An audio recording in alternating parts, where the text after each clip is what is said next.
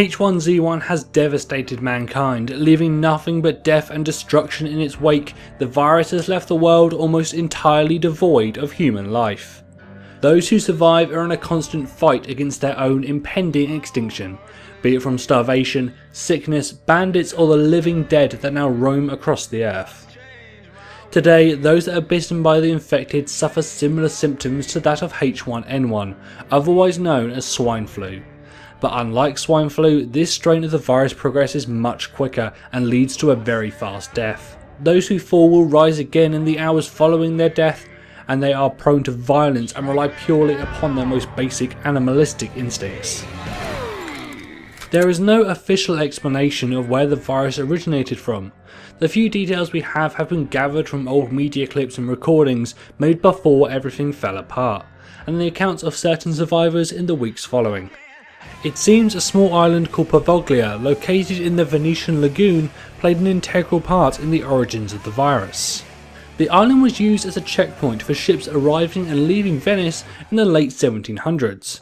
In 1793 there were several cases of plague aboard two of the ships passing through, and as such the island became a confinement station for the ill, before being closed just under 20 years later.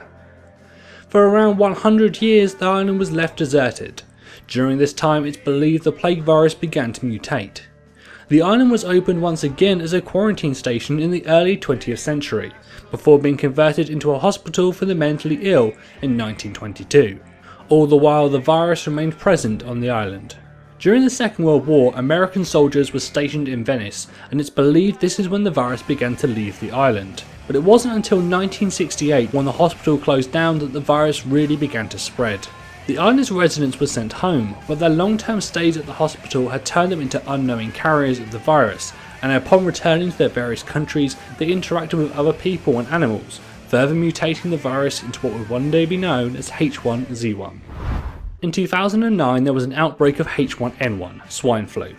After the first reported death from swine flu, a student in Mexico wrote an article saying that in a small, unnamed district of London an outbreak of zombieism had occurred, and it was as a result of a mutation of the H1N1 virus into the more complex H1Z1, referencing a report from the BBC about a similar occurrence in Cambodia back in 2005. These articles were later deemed a hoax by the government, who discredited and dismissed the whole idea of zombieism, covering up the outbreak. And after 2009, no more outbreaks of H1Z1 were reported publicly.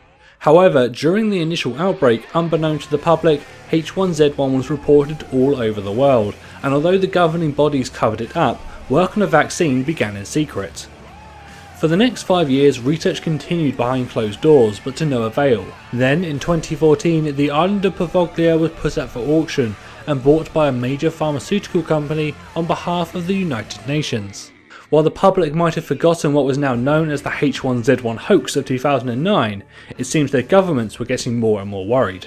Huge modifications were made to the island, with all the structures but the lighthouse being torn down and a state-of-the-art research facility being built on top. After much research and huge expense, they thought they had a cure, a protein that could eat and neutralise the virus. But now another problem arose. How can you create and distribute a cure for a disease that you covered up 5 years ago? They decided to use the lighthouse to transmit the cure via an aerosol that would release bursts into the air, slowly spreading out across the globe over the course of a year, where it would cure the virus before another outbreak, with the public being none the wiser. However, there was a minor miscalculation during the protein's conversion into an aerosol, and unbeknown to the scientists, this caused the protein to bind itself to the virus and amplify its effects dramatically. It took the protein 1 year to spread across the world. It took the virus just 6 months, and now there was no way of stopping it. First it spread through the air, hopping from host to host, then it began to make its victims primal and aggressive. They would attack anything that moved, and any transference of DNA, be it bites, scratches or blood from the infected host, would spread to the non-infected person and begin to attack their immune system. However, there is hope. Some people seem to be immune to the airborne virus, and providing they suffer no cross-contamination of DNA, they won't contract it. However, if bitten, the victim will degrade and eventually die. After death, their immune system will stop functioning, allowing the virus itself to take over the body, and within 2 hours, they will rise again. Every moment you live is borrowed time, with only one question to answer. Will you survive?